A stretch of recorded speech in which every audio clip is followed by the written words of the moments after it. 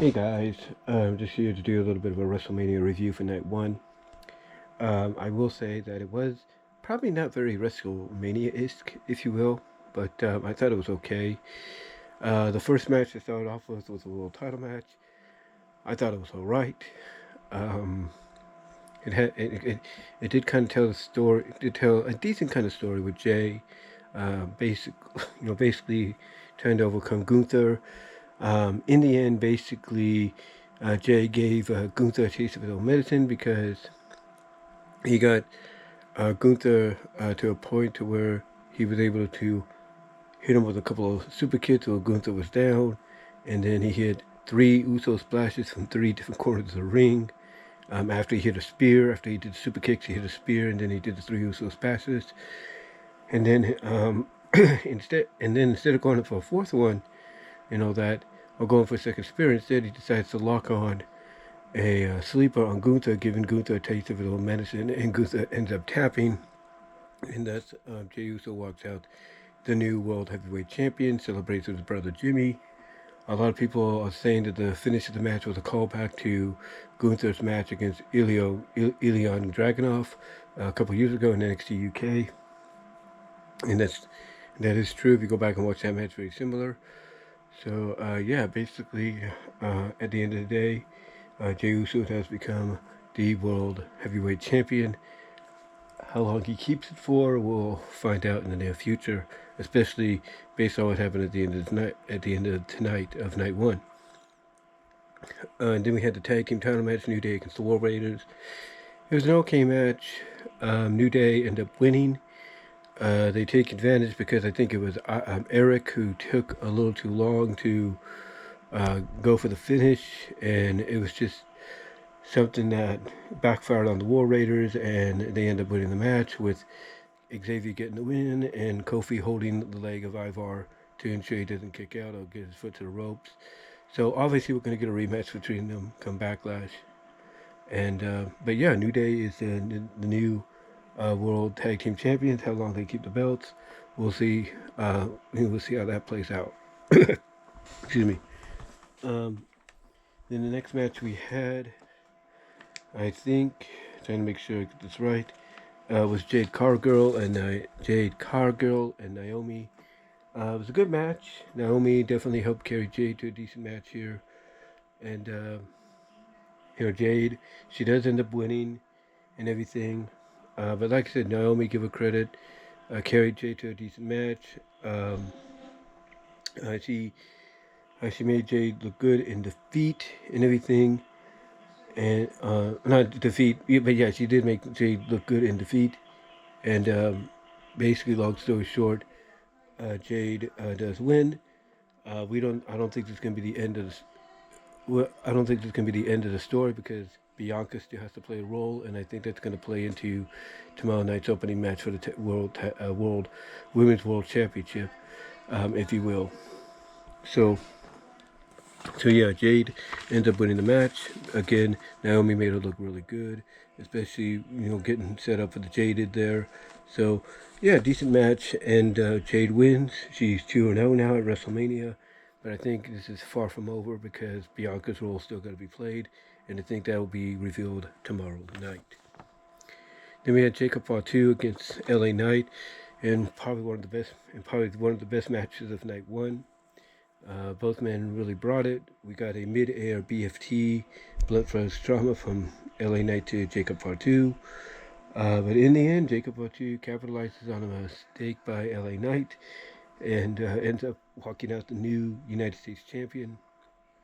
How long he keeps the championship is up to WWE, but I've got a feeling this is going to be the first step to him getting, I think, to the WWE championship.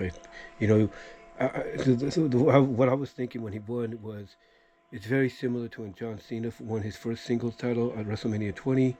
Well, now about 21 years later, we got Jacob Fatu doing something similar. So I wouldn't be surprised if next year Jacob Fatu is going to be competing for the WWE title, but we'll see. But yeah, Jacob Fatu is the new world champion. I'm not world champion, new United States champion. Then we had Rey Fenix subbing for Rey Mysterio against El Grande Americano, aka Chad Gable. Decent match, good match. And El Grande Americano, Chad Gable, if you will, ends up winning by using a foreign object in his mask and everything. And I think what they're going to be doing is they're going to carry this at least until Backlash at the earliest, and Worlds Collide at the latest. Because if we're going to do the AAA NXT WWE crossover that night, then I've got a feeling I got a feeling that either Backlash or Worlds Collide is when we'll have a mask versus mask match, and that's where El Grande Americano will lose his mask. It'll get revealed as Chad Gable, and again, I think this is all part of Chad Gable's plan to get another shot at the Intercontinental Championship. But also, I think the storyline will be that Chad feels like he and American Made are being overlooked because all WWE cares about and Adam Pearce cares about is the luchadors, the masked luchadors. So why not people like him? Or why not people like him? So I think that's what it's leading towards. But yeah, Grande Americano wins. Chad Gable wins, if you will. And I think it's going to lead to a mask versus mask match either at Backlash or at Worlds Collide. Then we had Tiffany Stratton against Charlotte Flair. Not the prettiest match. You could tell that the chemistry was, the chemistry was kind of off and everything. So, but at the end of the day, it was they give Charlotte Flair credit no matter how you feel about her. She did the right thing, and she put Tiffany over. But yeah, it was a very scrappy, butt ugly, bowling shoe ugly match between the two, and Tiffany had to win that opportunity the hard way because you could definitely see a lot of bruises and stuff on her scratches and all that. I thought she was going to bleed a little bit. She almost did. She was bleeding from the mouth, but I thought she was going to bleed from the head, but it didn't happen. But yeah, she definitely, scratched and clawed legitimately to win over Charlotte. So yeah, she beat Charlotte Flair, and Tiffany is still the champion. Who she goes after next, or who she feuds with next, we'll see. She might continue this with Charlotte, but then again, there is Nia they can go back to as well, or even Roxanne. And then we had the main event, the triple threat match: Roman Reigns, CM Punk, and Seth Rollins. CM Punk, of course, came out with Paul Heyman because that's the favor Paul Heyman owed him.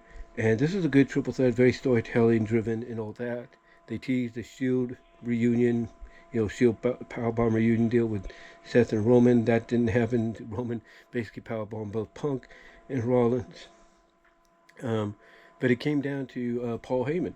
Paul Heyman grabbed a chair, slid it to CM Punk, and just when CM Punk was about to use it, because Paul Heyman got in the ring as well, and just so it looked like CM Punk was going to use it, Paul Heyman low blows him, and he basically gives the chair to Roman. Roman starts whacking Punk, and then he points Roman to Seth, and just as he's about to do the same to Seth with the chair as he did to Punk, Heyman low blows Roman, and then Seth holds out his hand like this, and knowing exactly what happened, Heyman hands him the chair. He hits both Roman and Punk, curb stomps Roman, and gets the win. So Heyman turned heel against both Punk and Roman, and Rollins officially goes heel with Heyman by his side.